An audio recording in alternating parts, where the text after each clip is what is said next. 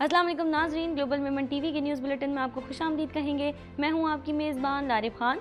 सबसे पहले नज़र डालते हैं न्यूज़ हेडलाइंस पर। एमन अल जवाहिरी के लिए कार्रवाई में पाकिस्तानी फ़िज़ाई हुदूद के इस्तेमाल का सबूत नहीं मिला। दफ्तर ख़ारजा का कहना है कि अमरीकी सफ़ीर की जानिब से पाक अफ़गान बॉर्डर दौरे की तफसीलात नहीं हैं। चीन ने पाकिस्तान को 1 साल के लिए $2 अरब का कर्जा आगे बढ़ा दिया। अब तक मजमूई तौर पर चीन पाकिस्तान को $4.3 अरब का कर्ज दे चुका है, जिसमें $2.3 अरब तिजारती कर्जे भी शामिल हैं। रुपया मुस्तहकम, अमरीकी डॉलर मजीद सस्ता, स्टॉक मार्केट में भी तेजी। स्टेट बैंक के मुल्क से अफगानिस्तान डॉलर की स्मगलिंग की रोकथाम के लिए भी इक़दामात। चीफ इलेक्शन कमिश्नर के खिलाफ पीटीआई ने सुप्रीम जुडिशल काउंसिल में रेफरेंस दायर कर दिया। रेफरेंस में कहा गया है कि सिकंदर सुल्तान राजा आईनी जिम्मेदारियां अहसन तरीके से अदा नहीं कर रहे, उन्हें इनके ओहदे से हटाया जाए। ये कैसी आज़ादी है कि माशी तौर पर हम IMF के गुलाम हैं। वज़ीर आज़म कहते हैं, हम मुत्तहिद हों तो कोई मुश्किल, कोई पहाड़ हमारे रास्ते में रुकावट नहीं बनेगा। कॉमनवेल्थ गेम्स में पाकिस्तान ने पहला गोल्ड मेडल जीत लिया। पाकिस्तानी वेट लिफ्टर की फतह के बाद वेट लिफ्टिंग हॉल पाकिस्तान जिंदाबाद के नारों से गूंज उठा। हेडलाइंस आपने मुलाहिजा की और अब खबरें तफसील के साथ। 1.25 करोड़ की आबादी पर मुश्तमिल कराची मेट्रोपॉलिटन सिटी में सेहत के हवाले से अस्पताल तो बहुत, लेकिन फिजियोथेरेपी सेंटर नायाब हैं। अल्हम्दुलिल्लाह हमने इस कमी को पूरा करते हुए गुलिस्तान जौहर में सुबेदास फिजियोथेरेपी सेंटर का आगाज कर दिया है। पाकिस्तान भर में नुमाइंदगान का वसी नेटवर्क, हर खबर जानने के लिए देखते रहिए TNN TV। Watch Islamic Finance TV on Monday to Friday 1 p.m.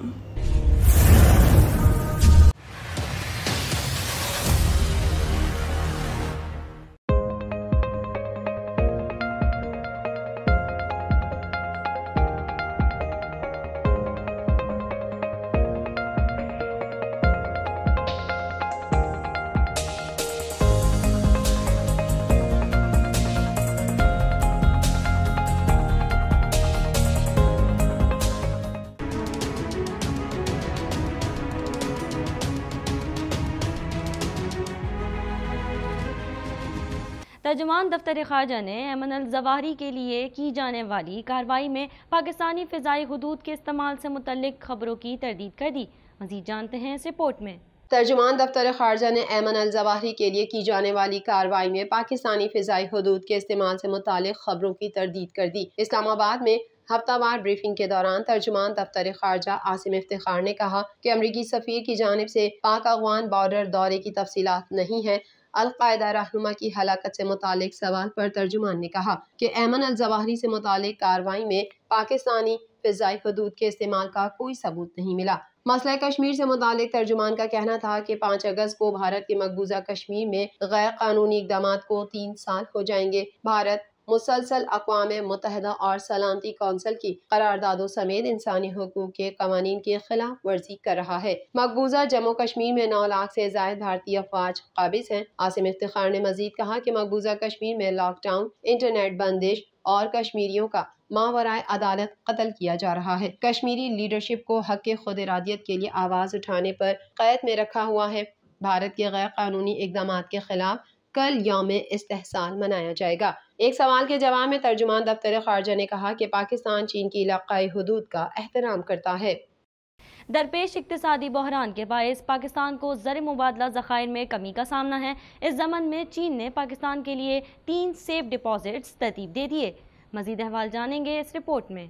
चीन ने पाकिस्तान को 1 साल के लिए $2 अरब का कर्जा आगे बढ़ा दिया और अब तक मजमूई तौर पर चीन पाकिस्तान को $4.3 अरब का कर्ज दे चुका है, जिसमें $2.3 अरब तिजारती कर्जे भी शामिल हैं। मुल्क की मईशत में तकरीबन 3 माह के बाद नुमाया बेहतरी के आसार जाहिर होना शुरू हो गए हैं। IMF ने कर्ज के लिए दोस्त ममालिक चीन, सऊदी अरब, मुत्तहिदा अरब अमारात और कतर से माली मुआवनत की यकीन दहानी हासिल करने की शर्त रखी थी, जिसे पाकिस्तान ने पूरा करना शुरू कर दिया है।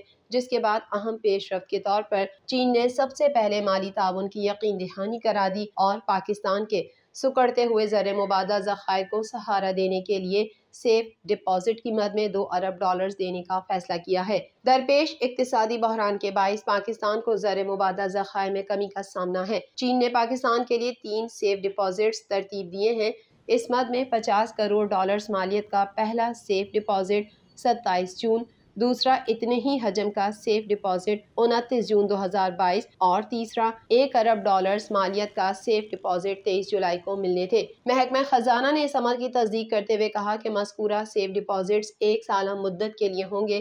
چین نے 2 ارب 30 کروڑ ڈالرز کی کمرشل قرضوں سمیت پاکستان کی مجموعی طور پر 4 ارب 30 کروڑ ڈالرز کی قرضوں کی شکل میں مالی معاونت کی ہے، تاکہ موجودہ مالی سال میں بیرونی فائنینسنگ میں موجود 35 ارب 90 کروڑ ڈالرز کے فرق کو محدود کیا جا سکے۔ جبکہ IMF سے قرض کی آئندہ قسط کے لیے بین الاقوامی مالیاتی ادارے کے ایگزیکٹو بورڈ کا اجلاس رواں ماہ کے آخر میں ہونے والا ہے، جس کی مناسب یقین دہانی کرا دی گئی ہے۔ تاہم پاکستانی حکام کو اس حوالے سے باقاعدہ اعلان کا بے چینی سے انتظار ہے۔ اس کے علاوہ دوست برادر ممالک سعودی عرب، متحدہ عرب امارات اور قطر سے مالی معاونت کا تندہی سے انتظار ہے۔ اس سے مالیاتی خلا کی مد میں 4 ارب ڈالرز کی تلافی ہو جائے گی اور شرح مبادلہ میں بھی استحکام آ جائے گا۔ امریکی کرنسی کی قدر میں مسلسل کمی کے بعد انٹر بینک میں ڈالر مزید 3 روپے 79 پیسے سستا ہو گیا، جبکہ روپیہ مستحکم ہونے لگا۔ مزید احوال اس رپورٹ میں۔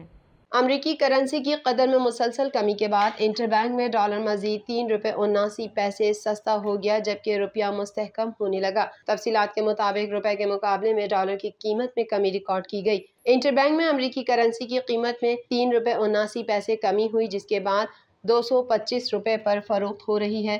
دوسری جانب اسٹاک مارکیٹ میں بھی تیزی کا رجحان ہے۔ اسٹاک مارکیٹ میں 490 سے زائد پوائنٹس کا اضافہ ہوا ہے، جس کے بعد 100 انڈیکس 41,560 پوائنٹس پر پہنچ گیا۔ معاشی ماہرین کا کہنا ہے کہ اسٹیٹ بینک آف پاکستان نے ملک سے افغانستان ڈالر کی اسمگلنگ کی روک تھام کے لیے بھی اقدامات کیے اور IMF کی جانب سے قرض کی قسط جلد ملنے کی تصدیق کے بعد مارکیٹ میں ڈالر کی مانگ کم ہوئی ہے اور حکومت نے روپے کی قدر میں بہتری کے لیے اقدامات جاری رکھے تو چند روز میں ڈالر کی قیمت مزید نیچے آ سکتی ہے۔ ماہرین کا کہنا ہے کہ امید ہے رواں ماہ درآمدی بل میں کمی ہوگی، کیونکہ اس وقت ملک میں فوری ضرورت کا تیل بھی موجود ہے اور عالمی مارکیٹ میں پیٹرولیم مصنوعات سمیت خوردنی اشیاء کی قیمتوں میں بھی کمی ہوئی ہے۔ معاشی ماہرین نے مزید کہا کہ روپے کی قیمت 200 روپے کے قریب بنتی ہے، تاہم ملک میں جاری سیاسی بے یقینی کا اگر خاتمہ ہو جاتا ہے اور استحکام آتا ہے تو روپے کی قدر بحالی کا سفر جاری رہے گا۔ IMF کی طرف سے قسط ملنے کے بعد دوست ممالک سے پیسے ملنے کی بھی امید ہے، جس کے بعد صورتحال میں مزید بہتری آنے کی امید ہے۔ پاکستان تحریک انصاف نے چیف الیکشن کمشنر کے خلاف سپریم جوڈیشل کونسل میں دائر کیے جانے والے ریفرنس میں موقف اختیار کیا ہے کہ سکندر سلطان راجہ دانستہ طور پر بد انتظامی کے مرتکب ہو رہے ہیں۔ مزید جانیں گے اس رپورٹ میں۔ پاکستان تحریک انصاف نے چیف الیکشن کمشنر سکندر سلطان راجہ کے خلاف ریفرنس سپریم جوڈیشل کونسل میں دائر کر دیا۔ چیف الیکشن کمشنر کے خلاف ریفرنس بابر ایوان کے ذریعے بھجوایا گیا ہے۔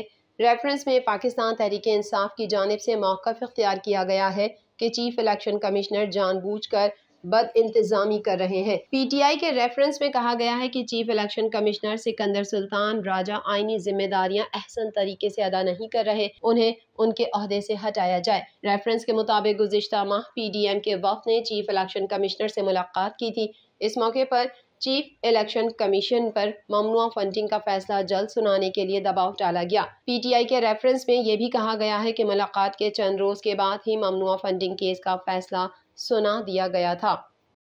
وزیر اعظم شہباز شریف کا کہنا ہے یہ اللہ کا حکم ہے کہ دکھی انسانیت کی خدمت کریں، آخری آفت زدہ گھرانے کی بحالی تک چین سے نہیں بیٹھوں گا، اتحادی حکومت مل کر ملک کو تمام بحرانوں سے نکالے گی۔ مزید جانیں گے اس رپورٹ میں۔ وزیر اعظم شہباز شریف کا کہنا ہے کہ یہ کیسی آزادی ہے کہ ہم معاشی طور پر عالمی مالیاتی ادارے کے غلام ہیں۔ پشاور میں سیلاب زدگان کی بحالی کے لیے لگائے گئے کیمپوں کے دورے پر میڈیا سے گفتگو کرتے ہوئے وزیر اعظم شہباز شریف کا کہنا تھا، اللہ کا حکم ہے کہ دکھی انسانیت کی خدمت کریں، آخری آفت زدہ گھرانے کی بحالی تک چین سے نہیں بیٹھوں گا۔ اس موقع پر IMF سے قرض کے حوالے سے بات کرتے ہوئے شہباز شریف کا کہنا تھا کہ سوچنے کی ضرورت ہے کہ 75 سال میں ہم نے ملک کے لیے کیا کیا، یہ کیسی آزادی ہے کہ معاشی طور پر ہم IMF کے غلام ہیں۔ وزیر اعظم شہباز شریف نے مزید کہا کہ ہم متحد ہوں تو کوئی مشکل، کوئی پہاڑ ہمارے راستے میں رکاوٹ نہیں بنے گا، اتحادی حکومت مل کر ملک کو تمام بحرانوں سے نکالے گی۔ کامن ویلتھ گیمز میں نو بٹ نے سنیچ اور کلین اینڈ جرک میں سب سے زیادہ وزن 400 کلو گرام اٹھا کر بھارت، آسٹریلیا، انگلینڈ اور کینیڈا کے ویٹ لفٹرز کو شکست دی اور نئی تاریخ رقم کر دی۔ مزید تفصیلات اس رپورٹ میں۔ کامن ویلتھ گیمز میں پاکستانی ویٹ لفٹر نوح دستگیر بٹ نے تاریخ رقم کرتے ہوئے ملک کے لیے سونے کا تمغہ جیت لیا، جبکہ شاہ حسین نے جوڈو کے مقابلے میں کانسی کا تمغہ حاصل کیا۔ برطانوی شہر برمنگھم میں جاری کامن ویلتھ گیمز 2022 میں پاکستان کی کامیابیوں کا سلسلہ شروع ہو گیا۔ شاہ حسین کے ملک کے لیے پہلا میڈل جیتنے کے بعد پاکستانی ویٹ لفٹر نوح دستگیر بٹ نے گولڈ میڈل اپنے نام کر لیا۔ کامن ویلتھ گیمز میں نوح بٹ نے اسٹیچ اور کلین اینڈ جرک میں سب سے زیادہ وزن 400 کلو گرام اٹھا کر بھارت، آسٹریلیا، انگلینڈ، کینیڈا کے ویٹ لفٹرز کو شکست دی اور نئی تاریخ رقم کر دی۔ پاکستانی ویٹ لفٹر کی فتح کے بعد ویٹ لفٹنگ ہال پاکستان زندہ باد کے نعروں سے گونج اٹھا۔ ویٹ لفٹنگ کے مقابلے میں نیوزی لینڈ نے سلور میڈل جبکہ بھارت کے گردیپ سنگھ نے کانسی کا تمغہ حاصل کیا۔ دوسری جانب جوڈو کے مائنس 90 ویٹ کیٹیگری میں شاہ حسین نے برونز میڈل جیتا ہے۔ انہوں نے جنوبی افریقہ کے کھلاڑی پرنتیج کو ناک آؤٹ کرتے ہوئے یہ میڈل اپنے نام کیا۔ شاہ حسین نے 2014 میں گولڈ کوسٹ میں کھیلی گئی کامن ویلتھ گیمز میں سلور میڈل لیا تھا، اس بار وہ برونز میڈل جیت پائے ہیں۔ واضح رہے کہ اب تک پاکستان کے 6 سے زائد ایتھلیٹس مقابلوں سے باہر ہو چکے ہیں، جبکہ جیولن تھرو میں پاکستانی ایتھلیٹ ارشد ندیم فائنل تک رسائی حاصل کرنے میں کامیاب ہوئے ہیں۔ گلوبل ویمن ٹی وی کے نیوز بلیٹن سے فی الوقت اتنا ہی۔ مزید خبروں اور اپڈیٹس کے لیے دیکھتے رہیے گلوبل ویمن ٹی وی۔